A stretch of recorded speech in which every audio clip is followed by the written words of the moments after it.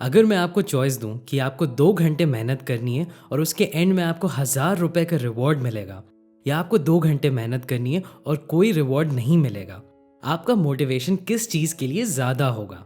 ज़्यादातर लोग सोचते हैं कि रिवॉर्ड मिलने से आपका मोटिवेशन ज़्यादा रहेगा, लेकिन ये गलत है। हो सकता है पहले दिन आपका मोटिवेशन रहे, लेकिन लॉन्ग टर्म में उस रिवॉर्ड की वजह से आपका मोटिवेशन कम हो जाएगा। ये बताते हैं हमें न्यूरो साइंटिस्ट एंड्रू हुबरमैन। ज़्यादातर लोगों को मेहनत करना नहीं पसंद है क्योंकि हार्ड वर्क हार्ड होता है, लेकिन हम तब भी करते हैं किसी एंड गोल को माइंड में रखते हुए। हम सोचते हैं कि अगर मैं ये मेहनत कर लूँ तो मेरे मार्क्स अच्छे आएंगे या मुझे अच्छी जॉब मिल जाएगी, लेकिन ये लॉन्ग टर्म में काम नहीं करता है क्योंकि आपके दिमाग में एक मॉलिक्यूल है डोपामिन। ये मॉलिक्यूल आपका मोटिवेशन कंट्रोल करता है और आपका टाइम परसेप्शन भी। आपके साथ हुआ होगा कि आपको जब बहुत मज़ा आता है कोई काम करने में तो टाइम बहुत जल्दी जाता है, और अगर किसी बोरिंग लेक्चर में हो तो टाइम बहुत धीरे जाता है। इसको कहते हैं टाइम परसेप्शन, जो नई रिसर्च के हिसाब से डोपामिन कंट्रोल करता है। तो अगर आप मेहनत करते हैं और एंड में अपने आप को रिवॉर्ड देते हैं तो काम करते टाइम आपका डोपामिन नहीं रिलीज होगा और फ्यूचर में मेहनत करना और मुश्किल हो जाएगा। ये काफ़ी उल्टा है उससे जो हम लोग अभी तक सोचते थे, तो ध्यान से सुनिएगा क्योंकि अगर आप ये कॉन्सेप्ट समझ गए तो हार्ड वर्क आपके लिए आसान हो जाएगा। एक एग्जाम्पल हुबरमैन देते हैं स्टैनफोर्ड यूनिवर्सिटी के एक्सपेरिमेंट का। रिसर्चर्स ने ऐसे बच्चों को इकट्ठा किया जिनको ड्राइंग करना पसंद था। फिर रिसर्चर्स ने उनको एक रिवॉर्ड देना शुरू किया एक ड्राइंग बनाने के लिए, जैसे एक गोल्ड स्टार या कुकी। कुछ टाइम बाद उन्होंने वो रिवॉर्ड देना बंद कर दिया। उनके रिजल्ट्स बहुत सरप्राइजिंग थे। वो बच्चे जिनको ड्राइंग पहले पसंद थी, जो बिना किसी के कहे ड्राइंग करते थे, अब उनका मोटिवेशन कम हो गया ड्रॉ करने के लिए। मतलब कोई रिवॉर्ड मिलना किसी भी एक्टिविटी के बाद, चाहे वो रिवॉर्ड आप खुद से ही अपने आप को देते हो, आपका मोटिवेशन कम कर देता है। लेकिन ऐसा क्यों होता है? आपके दिमाग में डोपामिन का एक बेस लाइन चलता है। थोड़े थोड़े टाइम पे थोड़ा थोड़ा डोपामिन रिलीज होता रहता है, लेकिन अगर कभी डोपामिन बहुत बढ़ जाए या बहुत कम हो जाए तो दिमाग को सिर्फ यही डिफरेंस याद रहता है।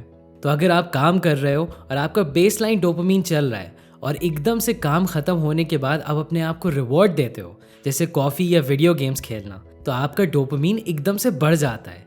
इससे आपके दिमाग को लगता है कि जो एक्टिविटी रिवॉर्ड करने के पहले करी उसमें आपका इंटरेस्ट नहीं है, सिर्फ रिवॉर्ड में है।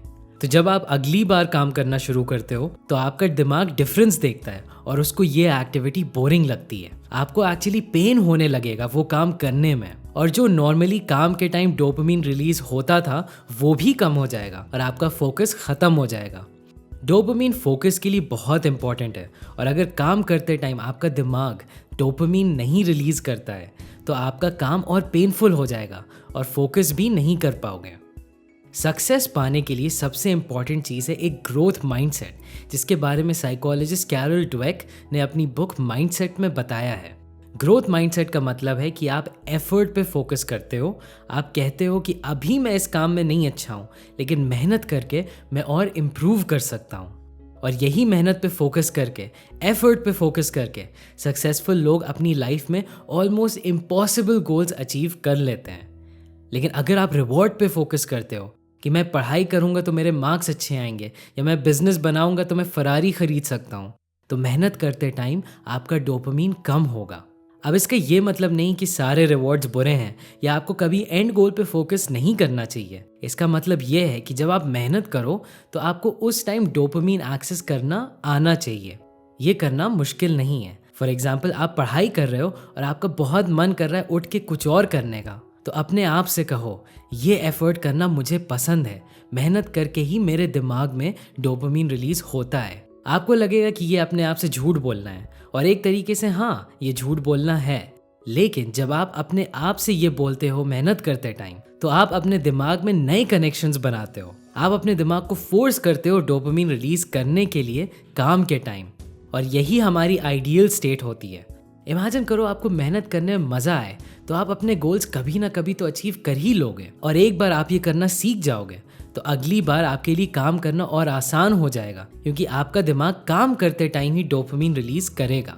ज़्यादातर लोग, और मैं भी, ये इन्फॉर्मेशन जानने से पहले कुछ ऐसा ही करते हैं काम करना है तो सोचते हैं चलो थोड़ा मोटिवेट होते हैं, मोटिवेशनल वीडियो या गाने सुनते हैं, कॉफ़ी या चाय बना ली और बैठ के फिर काम किया। तो नोटिस करो, ये चीज़ें करके आपने अपने बेस लाइन के ऊपर डोपामीन स्पाइक कर लिया। फिर हम अपना काम करते हैं और वो हमें बोरिंग लगता है। किसी तरह से एंड गोल पे फोकस करके हम अपना काम ख़त्म कर लेते हैं और फिर हम सोचते हैं चलो अपने आप को रिवॉर्ड करो, एक और चाय पी ली, थोड़ी देर फ़ोन चला लिया।